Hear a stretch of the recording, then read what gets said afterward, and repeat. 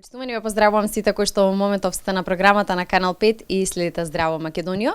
Во минутите што следуваат ќе зборуваме за Светскиот ден за борба против дебелината, кој што е на 4 март, а на оваа тема ќе зборувам со ендокринолог доктор Танер Хасан, кој што ќе ни каже зошто се појавува оваа состојба, дали можеме никако да ја спречиме или доколку веќе се појавила, на кој начин можеме да се ослободиме од неа. Докторе, добро утро. Добро утро. Ќе започнеме со тоа кои се главните причини за зголемување на дебелината денес. Главните причини се мултифакторијални, тоа треба да се нагласи, повеќе причини делуваат, не е само една причина, меѓутоа најзастапени причини, најчестите причини што се среќаваме е животниот стил на човекот, на пациентиве што имаат дебелина, исхраната тука делува, физичката активност. Меѓутоа има и генетска предиспозиција кај мал дел од пациентите, меѓутоа скоро 90% од пациентиве што имаат дебелина, кај што треба да се менаџира дебелината, физичката активност, животниот стил и исхраната се првите и најбитните фактори кои што влијаат на дебелината. Сега кои се најчестите здравствени ризици поврзани со дебелината? Со дебелината имаме повеќе несакани ефекти, тие се компликации на самата болест, бидејќи е таа хронична болест. Овие компликации се безбројни. Над 200 имаме денеска евидентирани болести кои што се директно или индиректно поврзани со дебелината. Најчестите се кардиоваскуларните компликации, после тоа нефролошки компликации, диабетесот од метаболните, бидејќи голем број од овие пациенти имаат тип 2 диабетес. Хормонални други тироидни проблеми може да имаат овие пациенти и што е најважно кај женската популација, репродуктивното здравје, кој што може да биде директно поврзано со дебелината. Тие пациенти кои што имаат проблеми со репродуктивното здравје, зборуваме за женската популација повеќето, и оваа година Европското здружение за обезност ја посвети оваа година за како делува обезноста на женското репродуктивно здравје. Ми го одговоривте речиси следното прашање, дали дебелината треба да се третира како хронична болест, рековте да, но зошто е тоа така? Дебелината, како и сите други болести, веќе целосно во светот е прифатена како хронична болест со сериозни компликации и болест кој што треба цел живот да се води сметка, да се придржува на препораките кои што се даваат од страна на лекарот и од страна на здруженијата кои што се бават со оваа проблематика.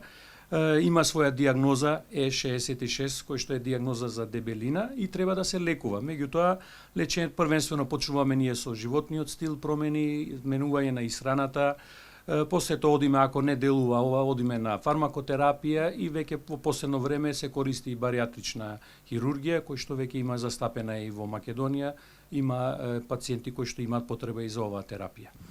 Кој е најбезбедниот и најефикасен начин за слабење? Верувам дека индивидуално пристапувате кон секој пациент, но генерално кога зборуваме за оваа состојба, кој е третманот кој што вие го препорачувате? Третманот, како што кажавте и вие, е индивидуален. Меѓутоа треба да се каже дека најважно е да се придржуваме кон препораките на Европското здружение за обезност, да се придржуваме на исхраната, физичката активност да се зголемува, да се менува. Што е најважно е да се менува животниот стил на секој пациент кој што има дебелина. Покрај тоа имаме фармакотерапија, кажавме и бариатрична хирургија, меѓутоа најважниот момент е менување на животниот стил, малку и мотивација на овие пациенти. Психичката компонента е многу битен фактор во успешното справување со дебелината. Сите тие пациенти кои што се добро мотивирани, кои што се упатени околу компликациите на болеста, и тие имаат многу поголем успех во однос на менаџирањето на дебелината. Имаме за краток период слабеат, губат телесна тежина, оние таргет вредности ги добиваме за многу пократок период во споредба со пациенти кои што не се мотивирани и кои што се уште за жал не прифаќаат дека дебелината е хронична болест и за жал се уште имаме такви пациенти, иако мал на број, мислат дека е само естетски проблем, дека не е здравствен проблем. Што конкретно им кажувате на лицата кои што не се доволно мотивирани, бидејќи вие, иако сте ендокринолог, верувам дека често пати сте и психолог, често пати треба да ја разберете менталната ситуација на пациентот и да ги изберете вистинските зборови за да му кажете дека навистина е добро за него да ослабе и да почне да го менува животниот стил. Менаџирањето на овие пациенти е мултидисциплинарно. Тука не игра улога само ендокринологот, туку имаме во нашиот тим имаме и психолог, имаме и нутриционист. По потреба, ако имате и други компликации, зависно од компликациите на пациентот, бараме помош и од другите специјалности. Меѓутоа, поголем дел од пациенти на првиот преглед кога идат имаат и психолошко советување и од таму приметуваме дали има мотивација пациентот, дали прифаќа обезноста како болест.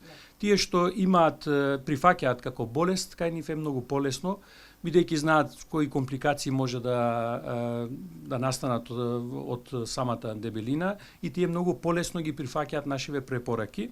Препораките се тие, како што кажавме, менување на животниот стил. Тоа е веќе 50%, успешноста зависи од тоа во третманот на дебелината. Докторе, благодарам многу за овој разговор. Се надевам дека сите оние кои што се наоѓаат во ова состојба и оние кои што не сакаат да ја прифатат после овој ден, бидејќи денеска ја креваме свесноста за борбата против дебелината и се надевам дека навистина овој разговор ќе им биде доста користен.